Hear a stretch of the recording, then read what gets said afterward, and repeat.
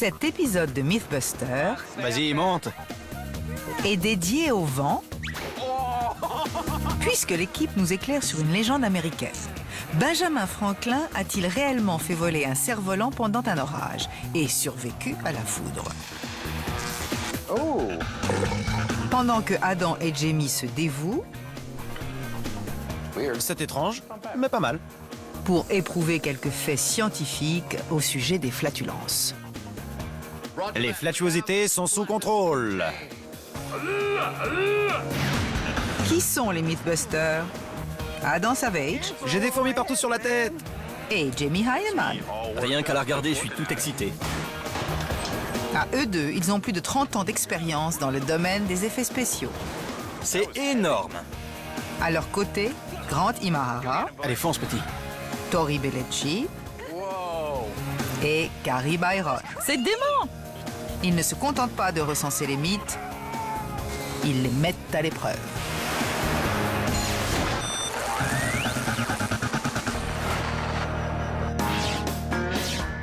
Tout d'abord, Carrie, Grant et Tori font la lumière sur une légende américaine.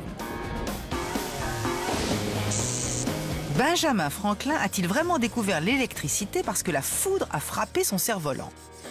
Qu'est-ce que tu tiens, une poupée? Non, ça s'appelle une figurine et c'est Benjamin Franklin. Est-ce qu'il s'agit de cette histoire archi connue où Benjamin Franklin découvre l'électricité en faisant voler, sous un orage, un cerf-volant auquel est attachée une clé que la foudre frappe? J'ai entendu cette histoire dans toutes les classes que j'ai fréquentées. Et j'en ai fréquenté beaucoup. C'est apparemment sujet à polémique. On se demande s'il a vraiment fait voler le cerf-volant, s'il a capté quelque chose sous l'orage, et s'il a pu le faire sans en mourir. Ça a l'air très très dangereux. Ça peut être très dangereux. Ou ça peut être très drôle. Drôle d'histoire ou histoire vraie?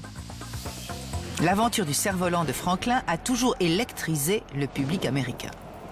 Mais cette fameuse étincelle a-t-elle bien jailli dans la nuit?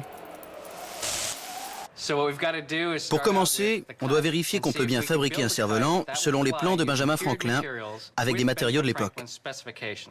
Il va aussi falloir faire quelques essais à petite échelle sur leur conductivité. Oui, pour s'assurer que la ficelle peut acheminer cette charge jusqu'à la clé.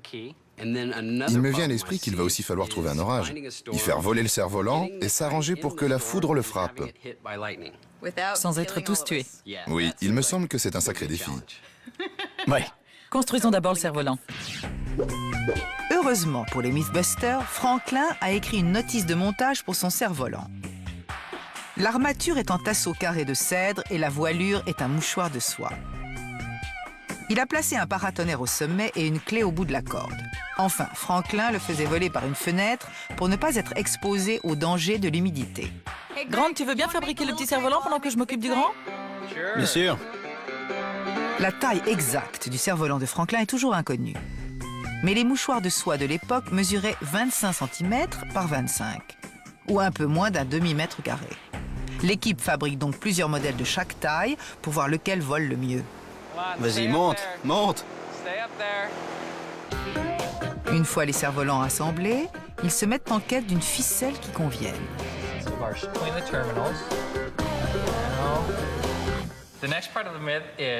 Pour la suite, on doit mesurer la résistance de la ficelle qu'on va utiliser. Et pour cela, on a l'électromètre. J'ai besoin d'un échantillon de 2,5 cm de chaque type de ficelle. Ils cherchent à évaluer laquelle de ces ficelles du XVIIIe siècle a la meilleure conductivité 0,048 nanosiemens.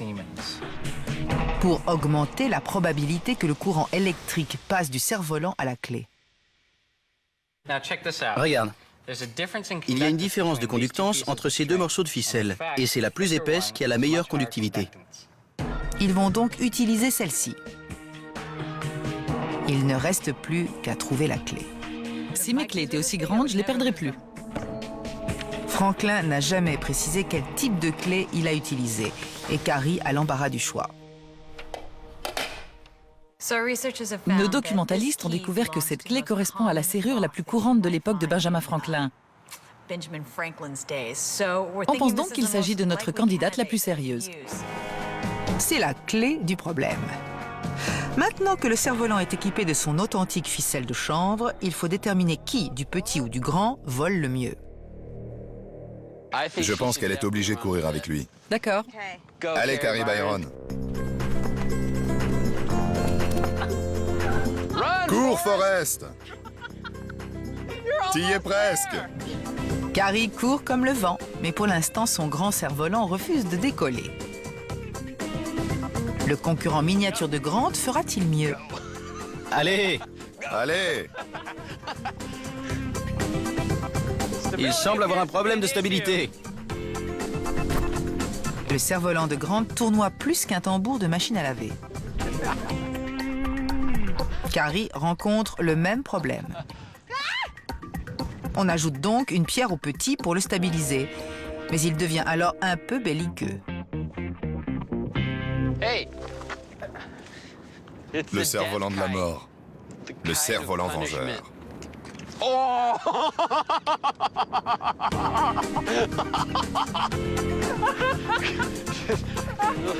On ne pouvait pas rêver mieux.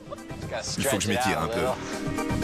Tandis que Tori essaie de se soulager, les autres ne progressent pas. Il n'est pas supposé faire ça. S'ils veulent que cette histoire prenne son envol, il leur faut changer d'air. Attention, ces cerfs-volants sont dangereux. Un vent mauvais souffle sur Adam et Jamie. Les Mythbusters étudient des faits concernant les flatulences. Quel genre de fait peut-on évoquer concernant les flatulences? C'est vraiment un domaine rêvé pour les Mythbusters. On va enquêter sur tout ce que les gens ont toujours voulu savoir sur les flatulences. Tu veux dire comme l'histoire de ce gars qui serait mort asphyxié par ses propres gaz? Oui, ou est-ce qu'une allumette peut dissiper l'odeur du Chanel numéro 2? Et il y a aussi les aliments qui provoquent plus de gaz que d'autres, comme les haricots. Et dans cette catégorie de légendes, rien ne vaut le mort qui repose en paix. La flatulence entraînant la mort. C'est l'histoire d'un homme corpulent qui suit un régime à base de haricots et de choux, cloîtré dans une petite pièce, et qui aurait suffoqué en inhalant ses propres gaz mortels. Cette histoire fait les choux gras d'Internet. Mais est-ce seulement du vent ou la vérité? Les flatulences peuvent-elles tuer? Pour commencer, on doit pouvoir mesurer physiquement la taille d'un paix et déterminer les composants dont il est constitué. Ce qui signifie qu'il faut qu'on mette au point un appareil pour emprisonner un paix, non? Étant donné qu'une baignoire est l'endroit où on les remarque le plus, j'ai pensé fabriquer un instrument utilisant de l'eau et une baignoire pour les capturer.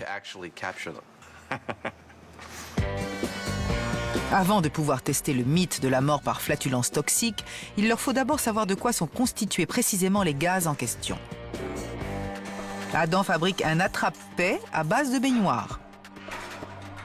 Ce sera l'entonnoir de captation de paix. Si ça fonctionne, ils feront analyser l'air emprisonné par un laboratoire. Je ne sais pas pourquoi tu n'as pas simplement utilisé un ballon collé sur ton derrière. L'appareil de Adam doit piéger dans un tube ces bulles de gaz émises dans l'eau.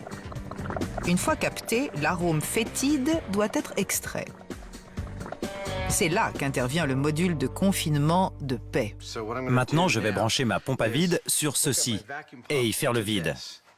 Après quoi, je vais le fermer et ce sera sous vide. Lorsque je le brancherai sur l'attrape-paix, ça va aspirer les gaz et je le refermerai. On n'a jamais mis jusque-là autant d'ingéniosité au service de la flatulence. Ça marche!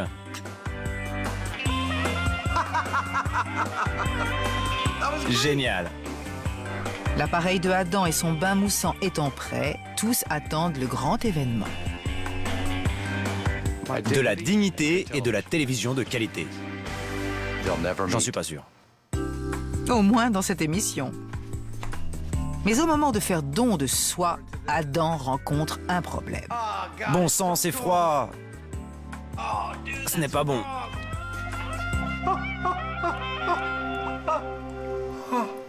L'eau froide a tendance à me crisper. L'eau glacée perturbe sa digestion. Malgré tous ses efforts, il ne parvient pas à se délester du colis. J'en ai gaspillé un formidable vers 6 heures du matin. Il a duré environ 2 secondes, du genre... qui traîne. J'aimerais le même maintenant. Adam va devoir se mettre un peu plus dans le bain, où cette légende gazeuse va jouer les filles de l'air. Benjamin Franklin a-t-il fait voler un cerf-volant dans un orage et a-t-il survécu à un coup de foudre? Pas vraiment, si on observe l'équipe de cerf-volistes des Mythbusters. Ils essaient vainement de faire décoller la création de Franklin. Mais Carrie a une autre idée. Je vais faire quelques modifications sur le cerf-volant. Je profite de l'imprécision des écrits de Franklin pour échanger les tasseaux carrés en cèdre contre des baguettes rondes plus souples. Je vais aussi abandonner le carré parfait pour une forme de losange, qui est plus proche de l'aspect traditionnel d'un cerf-volant. Pour que cette légende puisse prendre l'air, Carrie modifie légèrement les plans de Franklin. Elle transforme sa forme carrée en un losange et bâtit l'armature avec des baguettes de cèdre rondes. Pendant ce temps, Grant et Tori se concentrent sur l'abri de Franklin. Pour ce faire, Tori part acheter une fenêtre. Je penche pour du bois, parce que c'est ce qui se faisait à l'époque. Pour coller à la légende, ils doivent faire voler le cerf-volant par une fenêtre, comme Franklin a affirmé l'avoir fait.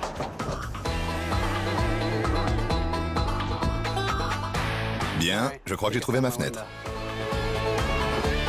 Cet achat effectué, On a 1 heure pour démonter ce truc et y placer une nouvelle fenêtre. il se lance dans la construction d'une chambre avec vue.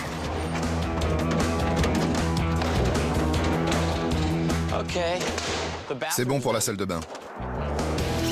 Il recycle une ancienne expérience des Mythbusters en tour de contrôle pour le vol du cerf-volant de Franklin. Je crois sincèrement que la famille Franklin va adorer cette nouvelle extension de leur demeure.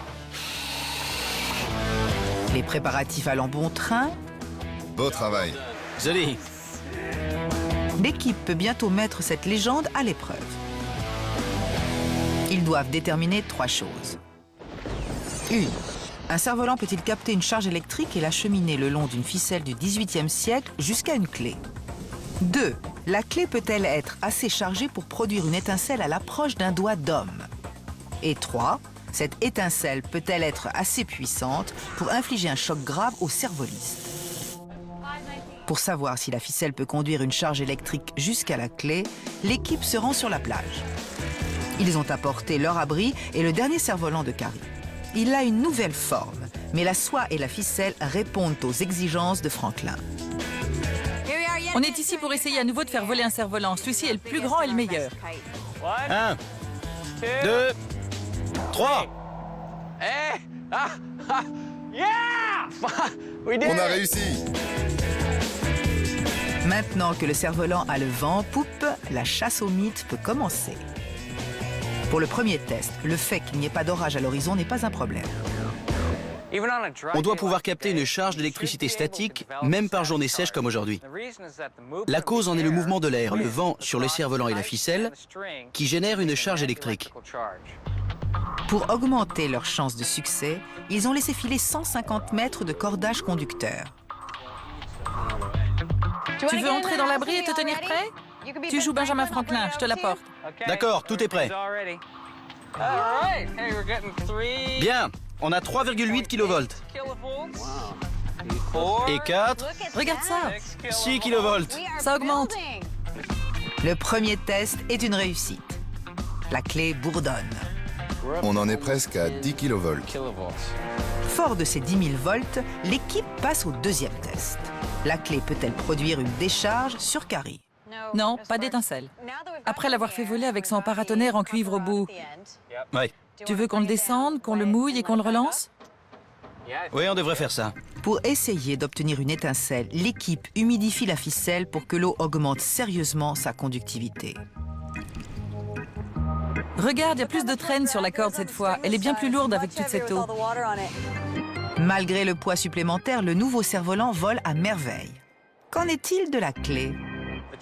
La charge ne semblait pas augmenter très vite au début, mais là, 16, 19, hors limite. Tu essaies avec ton doigt? Oui. Rien. D'accord. La ficelle détrempée a plus que doublé le voltage, mais ce n'est pas encore suffisant pour produire une étincelle. Pour cela, il va leur falloir amplifier cette expérience.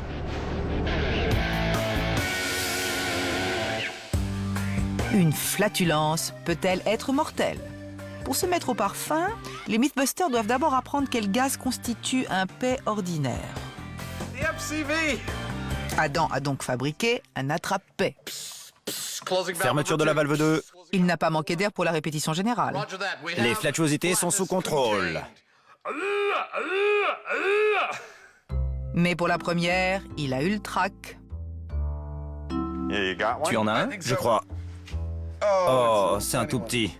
Non. Rien.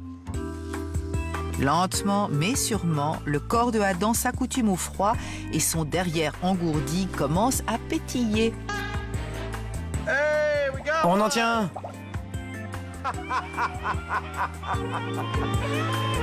On a un joli paix de 13 millilitres et demi. Je pense que c'est la première fois que quelqu'un essaie ça à la télévision. La deuxième, la troisième et la quatrième fois suivent bientôt. Puis on les référence avant que l'équipe ne tire à la courte paille pour savoir qui va les porter au laboratoire. C'est encore une des missions très spéciales sur lesquelles m'envoient Adam et Jamie. J'ai 4 échantillons de paix à porter au laboratoire de spectrométrie de masse de l'Université de San Francisco. Ils vont en examiner les composants. Petit vénard.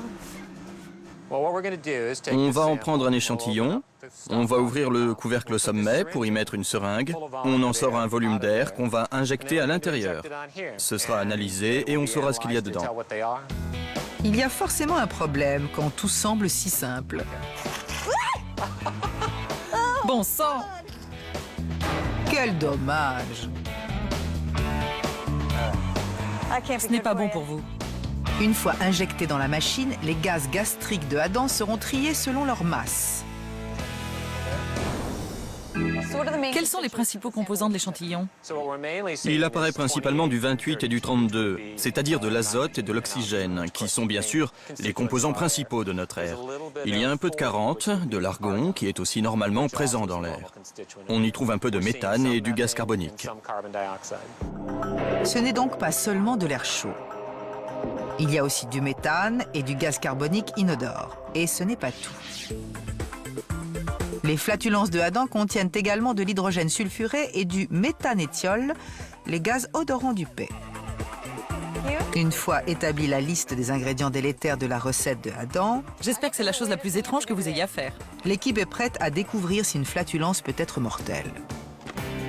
Pour tester cette histoire à dormir debout, Adam et Jamie doivent d'abord construire une petite chambre appropriée.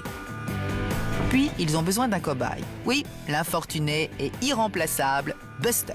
On y est. Une fois la chambre scellée, tout est prêt pour le gazage.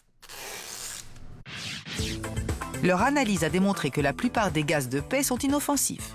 Mais certains peuvent être mortels à haute dose. Pour mettre la main sur le tueur mythique, ils vont tester tous les gaz toxiques en commençant par le gaz carbonique. On va commencer avec le CO2 parce que de tous les composants d'un paix, c'est celui qui, à notre avis, engendre le plus haut risque de mort et qu'il apparaît en quantité suffisante pour que ce soit plausible. L'air que nous respirons contient du gaz carbonique, mais en si petite quantité qu'il est inoffensif. En concentration plus élevée, il devient nocif. Concentré à environ 2%, il provoque une dilatation cérébrale, une augmentation de la pression sanguine, des nausées, des troubles et de légers effets secondaires de ce type. À environ 8%, on a des nausées et des vomissements. À environ 10%, on meurt en quelques minutes. Pour atteindre ces 10%, il joue le tout pour le tout. Le plus gros paix jamais enregistré que nous ayons découvert dans nos recherches est de 170 millilitres par heure. Et étant donné que le volume le plus important de CO2 que nous avons noté est de 80%, ça fait 140 millilitres de paix. C'est sans doute la torture la plus affreuse qu'on lui ait jamais infligée. Lente, mais mortelle. Oui. Mais mortel à quel point? 3, 2, 1, bien. C'est l'équivalent d'1 heure de production de CO2 par flatulence. On n'obtient absolument aucun changement sur les instruments. L'instrument de mesure reste à 0,03%, bien loin des 10% nécessaires à une dose mortelle. Je vais donc encore ajouter le volume d'1 heure de CO2 émanant de paix, ce qui fera un total de 2 heures ou 280 millilitres de CO2. D'accord, vas-y. Bien. Est-ce qu'une heure supplémentaire de paix a un effet quelconque? Pas de différence. Ajoutons 2 heures de plus, ça fait une demi-nuit. Si on ne note aucun changement mesurable, on ajoutera 4 heures de plus. D'accord. On obtiendra 8 heures, une nuit de sommeil complète. N'obtenant toujours aucun résultat, il décide de repousser les limites et ajoute une nuit complète de gaz. Et voilà l'équivalent de 8 heures de production de CO2 par paix introduit dans la petite chambre de Buster. Que dit l'instrument? On est à 0,06%. Le niveau de CO2 a doublé, mais c'est encore très loin d'être mortel. Si on veut obtenir les 10%, il faut 2600 heures. C'est-à-dire 110 jours pour atteindre la limite mortelle de CO2 dans une chambre hermétique si on se contente des paies. La respiration produit bien plus de gaz carbonique que les paies. Le tueur mythique n'est donc pas le gaz carbonique. Il est impossible pour les paies d'atteindre le niveau mortel en une seule nuit. Est-ce qu'un autre composant émanant du côlon peut être le coupable? Beaucoup d'autres gaz sont partie intégrante des paies, et à moins qu'on ne découvre que l'un d'entre eux est potentiellement mortel dans les 8 heures, ce mythe est totalement bidon. Pour le découvrir, Adam se lance dans l'étude chiffrée des autres gaz, comme le méthane qui est mortel pour les humains à 2%. Mais combien de temps faut-il pour atteindre cette concentration? 441 jours. Le méthane est donc hors jeu. Qu'en est-il de l'hydrogène sulfuré? Ça fait 193 220 émissions de paix, ou 22 années de largage de caisse. Un vrai sacerdoce. Ils ont fait le calcul pour tous les gaz gastriques et il en résulte que la mort par paix prendrait de 4 mois à 22 ans. Ce mythe nauséabond et bidon. Dans l'histoire de Franklin, l'équipe a démontré qu'une clé attachée à un cerf-volant peut se charger d'électricité. Mais jusqu'ici, la célèbre étincelle s'est révélée inexistante. Écoutez-moi, Ils vont donc placer la barre plus haut. amenez-moi à votre chef. Le générateur Van der Graaf de Jamie devrait fournir l'énergie nécessaire. Il est capable d'engendrer une charge de 100 000 volts. Et si cette charge frappe le cerf-volant, Génial. elle pourrait être assez puissante pour descendre le long de la ficelle et jaillir de la clé vers le doigt. Au lieu de sortir durant un orage pluvieux pour faire voler un cerf-volant, ce qui serait très dangereux, on va utiliser le générateur Van der Graaf pour générer du haut voltage qui simulera la séparation de charges électriques qu'on trouverait en haute atmosphère, par temps pluvieux et nuageux. C'est ce qu'il y a de mieux après l'orage, et il sera bien plus puissant que le test de l'électricité statique sur la plage. L'équipe positionne le cerf-volant de Carrie à côté du générateur, déroule les 150 mètres de la ficelle traditionnelle sur le parking et attend de voir si la charge jaillira de la clé ancienne attachée au bout. Ne pas utiliser pour les travaux électriques ou avec du feu. Ils sont parfaits.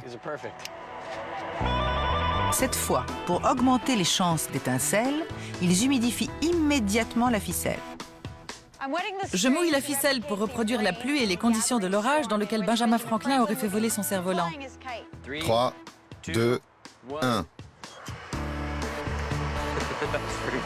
Bon sang. Vous voyez, le Van der Graaf fonctionne bien. Oh oui, à merveille.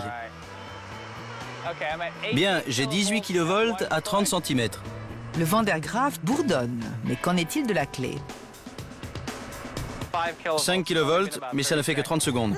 La ficelle est conductrice, le courant passe. Au bout de quelques minutes, l'appareil affiche 15 000 volts. Tout le monde est chargé à bloc pour le test de l'étincelle. Rien. Ils n'ont toujours pas de chance. Sans intérêt. Mais tout n'est pas perdu. Je vais rapprocher le cerf-volant du Van der Graaf pour qu'il puisse se décharger sur lui. S'ils obtiennent une décharge sur le cerf-volant, cela augmentera leur chance de provoquer un arc depuis la clé. C'est à peine un éclair, mais suffira-t-il? C'est minuscule, mais... Un clignement d'œil et on la rate. Mais il y a bien une minuscule étincelle qui a de grands effets. L'électricité peut être conduite le long de la ficelle d'un cerf-volant jusqu'à une clé, puis jaillir en arc jusqu'à un doigt. La légende a réussi le deuxième test. Au troisième à présent, Franklin a-t-il pu survivre à une décharge 10 000 fois plus puissante? On ne peut évidemment pas faire voler un cerf-volant sous un orage parce que c'est beaucoup trop dangereux. Bien trop dangereux. Les enfants, n'essayez pas ça à la maison. Il nous faut donc de meilleures conditions sous contrôle. Pourquoi pas l'équipement de la compagnie d'électricité? On l'a déjà utilisé pour le téléphone sous l'orage. Il va falloir qu'on trouve un cobaye pour mener ce test. Parce que je ne vais pas le faire et je sais que vous non plus. Et si on fabriquait un Benjamin Franklin? D'accord. Je ne veux pas fabriquer un corps entier en gel balistique. On peut se contenter d'un torse, d'une paire de mains et de pieds auxquels on ajoutera une résistance qui reproduira la conductivité d'un corps humain. Pour ce dernier tour de piste, ils vont fabriquer un Franklin en gel balistique. Est-ce que le père fondateur gélifié survivra à la plus puissante décharge que la compagnie d'électricité pourra fournir? Tory est chargé de sa fabrication. Sa tête, ses mains et ses pieds seront constitués de ce que les Mythbusters prisent le plus, Le gel balistique, j'adore. tandis que son squelette sera un peu plus consistant. Je vais utiliser des tuyaux de PVC pour les bras et les jambes. Ça me donnera la structure pour le faire tenir debout. C'est aussi non conducteur parce qu'on ne veut pas modifier la résistance du corps. Tory fait de son mieux pour s'assurer que sa doublure du corps de Franklin soit aussi proche de l'humain que possible. Une fois qu'il est prêt, l'équipe se rend sur les lieux de l'expérimentation, afin de faire la lumière sur cette fable une bonne fois pour toutes.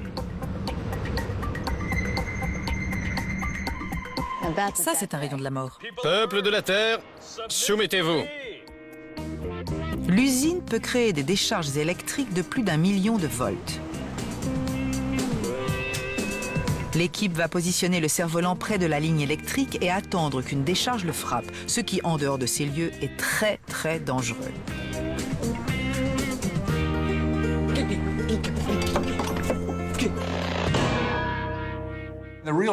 Si on fait voler un cerf-volant près d'une ligne électrique, il risque de se créer un arc électrique, même s'il n'y a pas de contact physique entre les deux.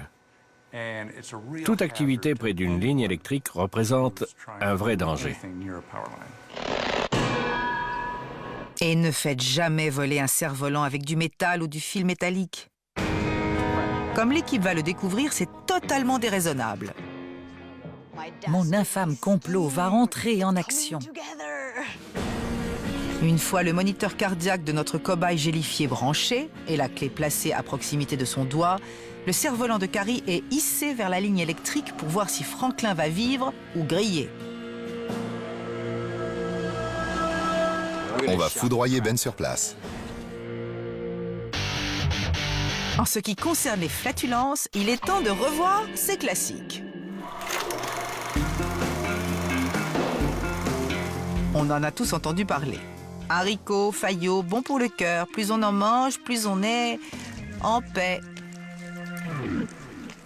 Les Mythbusters veulent savoir si autant t'en emporte le vent. Tu sais, Adam, beaucoup de gens ignorent que les gaz contenus dans les flatulences peuvent provenir de bien des sources. C'est vrai. Le premier type est une sorte de roue du derrière. Tout comme l'air avalé peut rejaillir par la bouche, il peut aussi faire le voyage jusqu'à l'autre bout du système digestif et s'évacuer de ce côté. Une autre cause est la digestion de la nourriture dans les intestins. Il y a des bactéries, des enzymes et des acides qui dissocient les aliments et qui produisent aussi des gaz. Et bien sûr, les différents types de nourriture suscitent différentes quantités de gaz. C'est ce que nous allons tester. Et apparemment, les haricots affolent ces bactéries. Pour le tester, l'équipe a passé 3 jours à noter sa production personnelle de paix.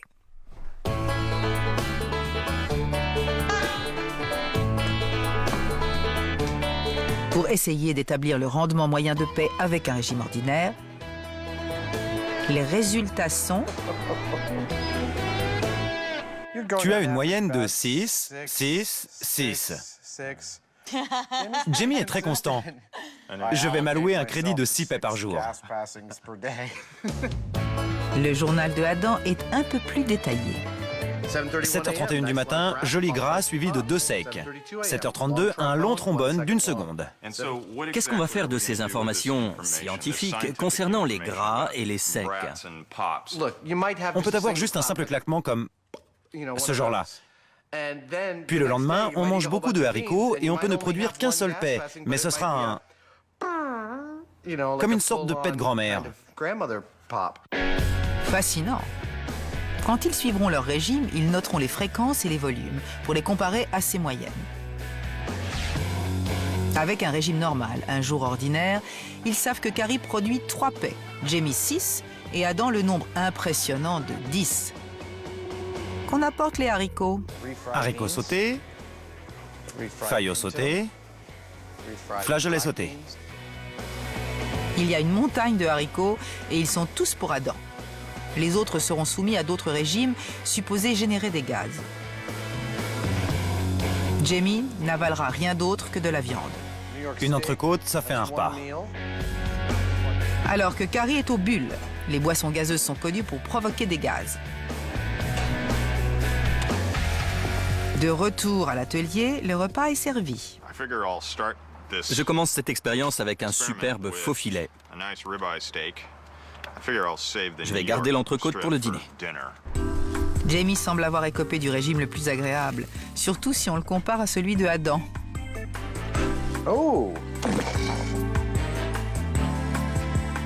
C'est pas mal. C'est étrange, mais pas mal. Mais c'est toujours mieux que Carrie qui n'aura pour menu dans les 24 heures à venir que des boissons gazeuses. J'espère que mon dentiste ne regarde pas. Quand tout a été ingurgité, l'équipe reprend le travail tout en notant ses productions de gaz.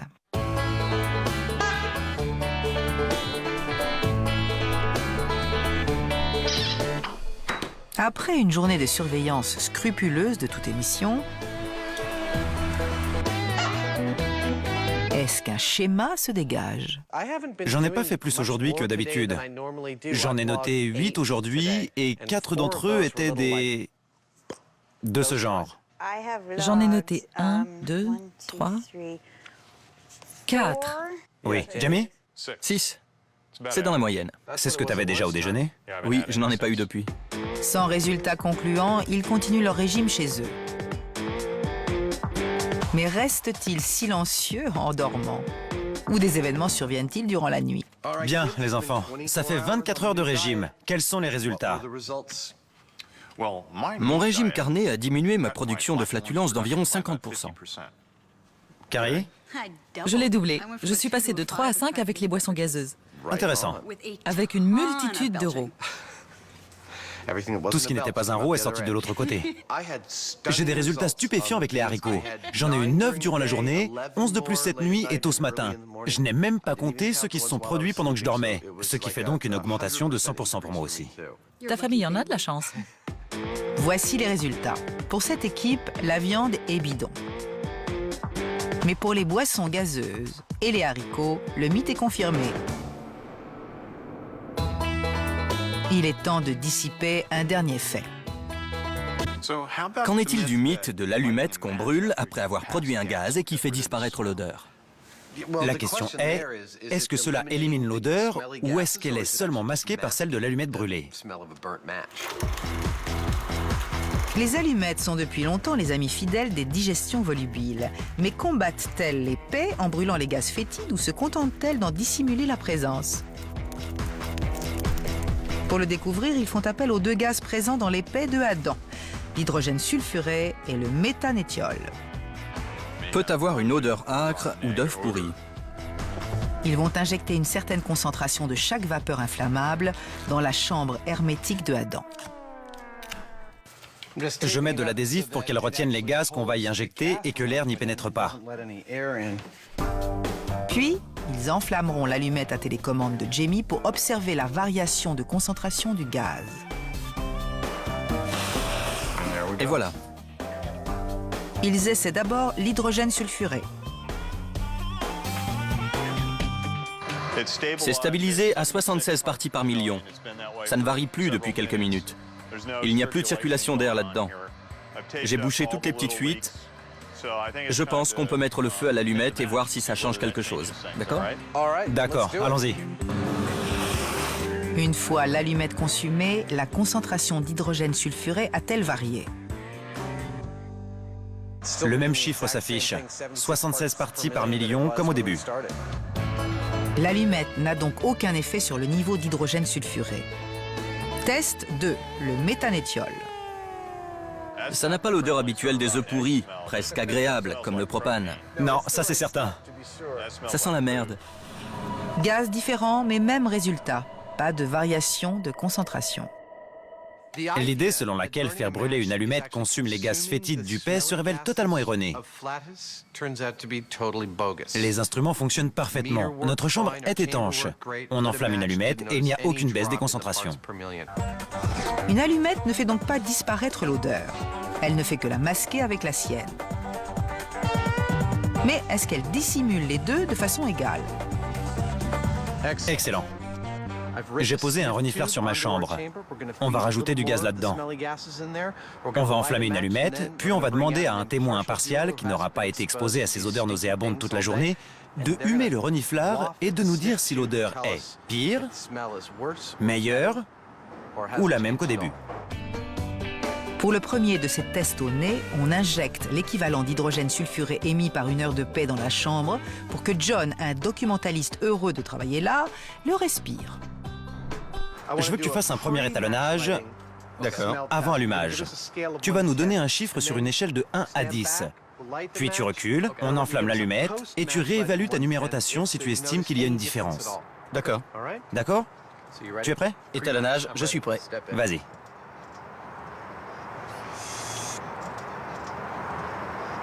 T'as quelque chose? Je dirais 5 ou 6. 5,5. 5 ou 6. Garde ça en tête. Recule par ici. Jamie, enflamme l'allumette. D'accord, allumette enflammée. Le nez.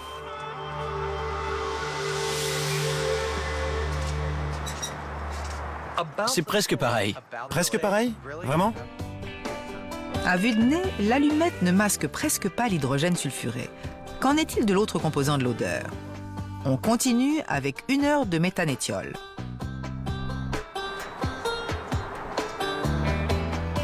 Sur une échelle de 1 à 10, je dirais autour de 4. D'accord.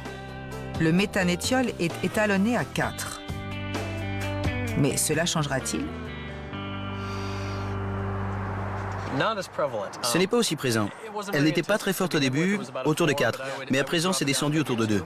Fantastique. C'est un résultat authentifié. Ça ne masque pas l'odeur de l'hydrogène sulfuré, mais ça masque celle du méthanétiol. Des résultats! C'est tout ce qui compte! Le succès n'a jamais autant été en odeur de sainteté. Le mythe est partiellement confirmé. Selon la légende, Benjamin Franklin a découvert l'électricité lorsqu'un éclair a frappé son cerf-volant. Un éclair réel peut avoir une puissance de plus de 100 millions de volts. C'est bien plus que ce que les hommes peuvent reproduire. Mais dans le dôme du tonnerre de Franklin, l'équipe se décharge sur son cerf-volant. On a recréé à grand-peine l'expérience de Franklin telle qu'il l'a décrite dans cet environnement sous contrôle. On va pratiquer des tests sous différentes conditions, ficelle humide et sèche. On cherche à connaître les effets sur la personne qui tient le cerf-volant. C'est la troisième et plus importante partie qui infirmera ou confirmera le mythe. Une décharge de 700 000 volts transformera-t-elle Franklin en toast? Le Benjamin de gélatine est prêt à le découvrir. Son cerf-volant vole haut. La clé est près de son doigt et il est branché sur un moniteur cardiaque. il suffira que 6 milliampères traversent son cœur pour qu'il soit cuit.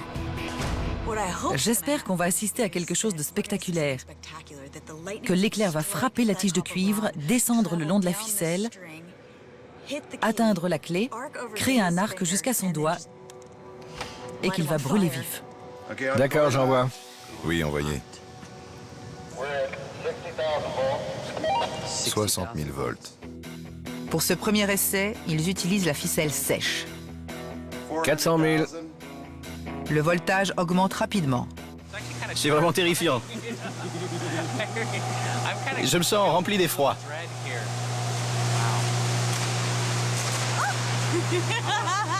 On a notre éclair. Une caméra spéciale nous montre la quantité d'électricité qui frappe le cerf-volant. Mais Ben reste imperturbable. Il n'y a pas d'étincelle provenant de la clé. On passe donc à la ficelle humide. On va lancer notre deuxième essai. On a donc mouillé notre ficelle qui, on l'espère, conduira mieux l'électricité. C'est avec la ficelle humide que le Van der Graaf avait produit une étincelle. Ça devrait être la bonne. Vraiment? Ouais, Ça va être génial. c'est parti. 300 000.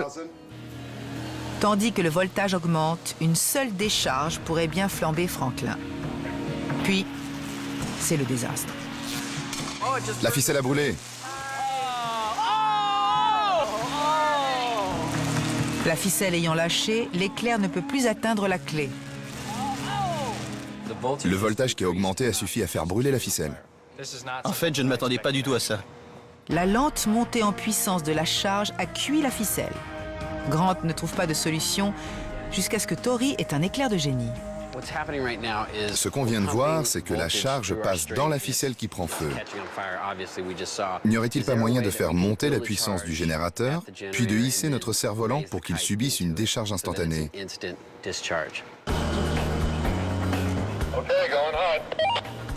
On est à 440 000 volts.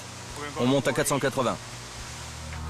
Pendant qu'on garde le cerf-volant à bonne distance, on monte la charge à 500 000 volts. Prêt? D'accord, on envoie. On envoie le cerf-volant? Et tandis que le cerf-volant est hissé, succès. Enfin presque. Ils ont bien leur décharge instantanée, mais il y a un autre problème. Elle touche le sol maintenant. Regardez ça. Je ne vois pas d'étincelle. Ça touche le sol. Oh, il y a un arc avec le sol. On arrête. Le cerf-volant a bien subi une décharge directe, mais la ficelle touchant encore terre, la charge s'est dirigée vers le sol et n'a jamais atteint la clé. Cette fois, nous allons relever la ficelle pour qu'elle ne touche plus le sol et que la décharge arrive à destination.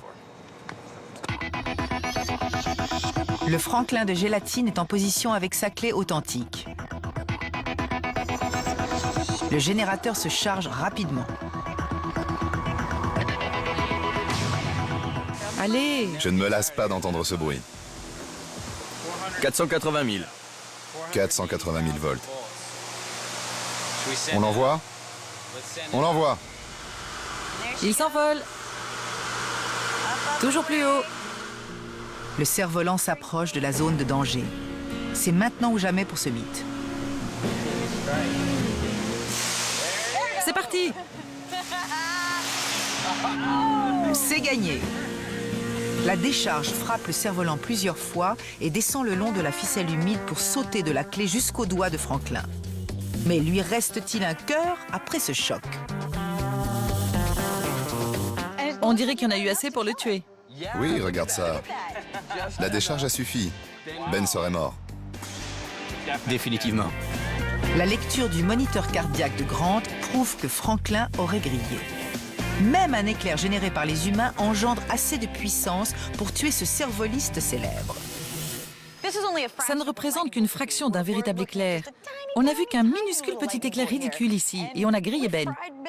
Vous imaginez ce que ce serait dans un vrai orage avec de la vraie foudre? On ne peut pas y survivre. Il serait mort. Direct de la ficelle à son cœur, en fumant. Et on a tué un président mort. Il n'a jamais été président.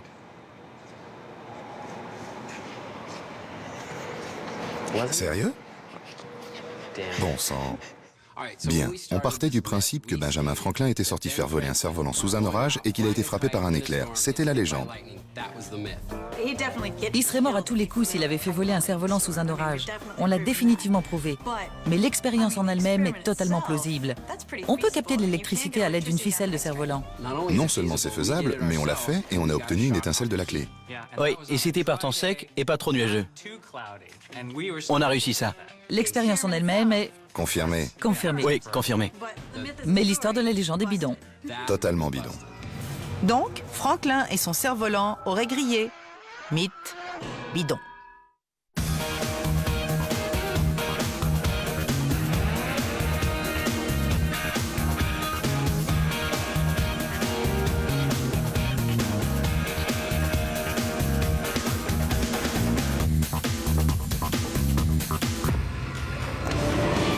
Aux arbres, citoyens, Axemen, danger en forêt, tout de suite sur RMC Découverte.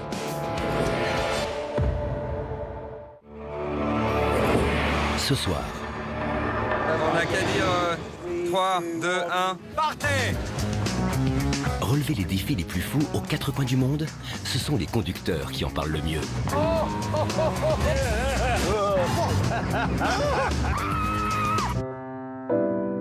Dire que je suis obligé de travailler avec des imbéciles pareils. Ça va trop vite pour vous, hein? La crème du sport automobile? Ou presque. Top Gear, ce soir à 20h45 sur RMC Découverte. Demain, avoir la tête dans les étoiles. Qui n'en a jamais rêvé? Seules 536 personnes sont déjà allées dans l'espace.